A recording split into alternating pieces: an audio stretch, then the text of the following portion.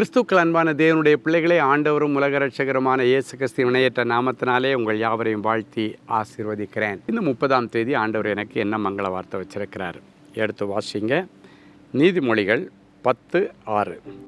நீதிமானுடைய சிரசின் மேல் ஆசீர்வாதங்கள் தங்கும். அப்படியே தலையில் கை வச்சு சொல்லுங்கள் பார்க்கலாம் எல்லாரும். நீதிமானுடைய சிரசின் மேல் ஆசீர்வாதம் தங்கும். ஆமேன். சரி, நேற்றைக்கு வரைக்கும் செல்வங்கள் உன் வீட்டில் தங்கலை, வருமானங்கள் தங்கலை, வர்றதும் தெரில போகிறதும் தெரில. என் பிள்ளைங்களே வீட்டுக்குள்ளால் தங்கலை, பிள்ளைகளே வனசஞ்சாரியாக சுற்றிட்டுருக்குறாங்க. தங்கும் ஆசீர்வாதங்கள் ஆண்டவருடைய பிள்ளைகளுக்கு கொடுக்க ஆண்டவர் ஆசைப்படுறார். அதுக்கு நான் என்ன பண்ணனா தங்கும்? நிறைய பேர் தங்குறதுக்காக வேண்டி நிறைய முயற்சி எடுக்கிறீங்க, ஆனால் செய்ய வேண்டிய முயற்சி, உண்மையான ஒரு ஆவிக்குரிய முயற்சி நிறைய பேர் எடுக்கலை.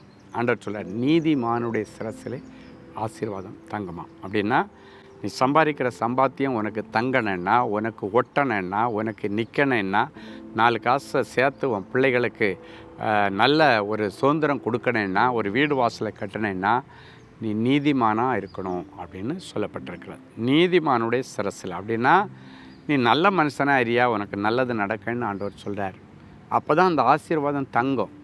இல்லைன்னாச்சுன்னா அது ஓடிக்கிட்டே இருக்கும். இவன்கிட்ட இருந்து பிரயோஜனம் இல்லை அப்படின்னு ஆண்டவரே பார்ப்பார். ஏன் தான் இவனை ஆசீர்வதிச்சனோன்னு சொல்லி சவுலை குறித்து ஆண்டவர் வசனப்பட்ட மாதிரி ஒரு நாள் நீங்கள் வசனப்படக்கூடாது. அவன் நீதிமானாக இருக்கும் பொழுது அவனை ராஜாவாக்கினார். அப்புறம் அவன் நல்லா தான் இருந்தான்.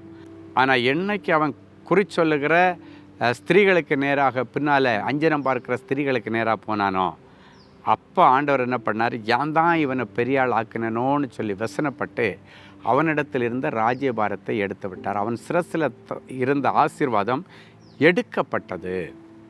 எடுக்கப்படுகிற ஆசீர்வாதங்கள் நமக்கு வேண்டவே வேண்டாம். ஸ்திரமாக நிற்கிற ஆசீர்வாதம். யோசித்து பாருங்கள், நீங்கள் ஒரு சாதாரண 2 வீலரில் போயிட்டு இருந்தீங்க, ஆண்டவர் உங்களுக்கு ஒரு காரை கொடுத்தாரு. திடீர்னு பஞ்சம் வந்தது, தரித்திரம் வந்தது, கடன் வந்தது, காரை விற்றுட்டீங்கன்னு வைங்க. 4 பேர் வாய்க்கு வந்த மாதிரி பேசுவோம். பெருசாக கார் வாங்கினான் பாரு, 5 மாதம் கூட அதை வச்சுக்க முடியல அவனால், அது அவனை விட்டு ஓடி போயிடுச்சு, சேட்டு எடுத்துகிட்டு போயிட்டான், ஃபைனான்சியர் தூக்கிட்டு போயிட்டான், கேவலமாக பேசுவாங்க.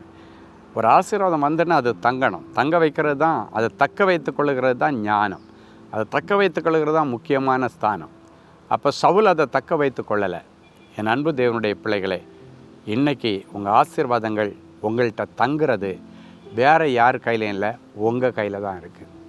நான் என்ன செய்யணும் பிரதர்? ஆண்டவர் சொல்கிறாரு, நல்லதை யோசி, நல்லதை பேசு, நல்லது செய், ஆசீர்வாதம் தங்கும். தேவையில்லாமல் அடுத்தவனை பற்றி பேசுகிறதும் புறங்கூறுறதும், அவன் இல்லாத நேரத்தில் இல்லாதது பொல்லாது, தெரிஞ்சது பாதி தெரியாதது பாதி சொல்லிட்டு அலைகிறதெல்லாம் தயவுசெய்து இன்றைக்கி நிறுத்துங்க.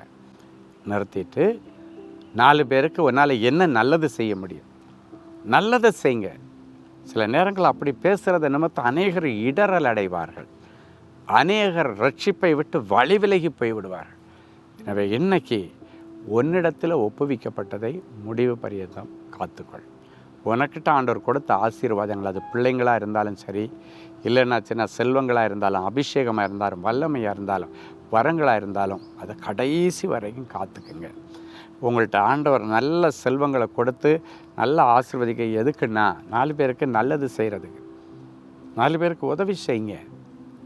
4 பேருக்கு நல்லது செய்தீங்கன்னா அவங்க சொல்லுவாங்க, ஐயா நல்லா இருக்கணும்னு சொல்லுவாங்க, அந்த அண்ணன் நல்லா இருக்கணும், அந்த அக்கா நல்லா இருக்கணும்னு சொல்லுவாங்க.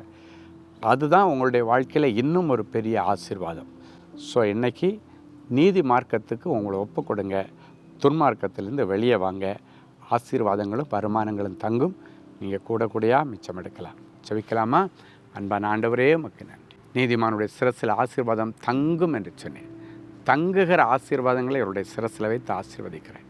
இன்றைக்கு வரைக்கும் இவர்கள் துன்மார்க்கமாய் பேசி, துன்மார்க்கமாய் யோசித்து, துன்மார்க்கமாய் நடந்து கொண்டிருந்தால் இன்றைக்கு அவர்களை மன்னித்து நீதி மார்க்கத்துக்கு கொண்டு வார். உமக்கு பிரியமானதை செய்ய அவர்களுக்கு கற்றுத்தார்.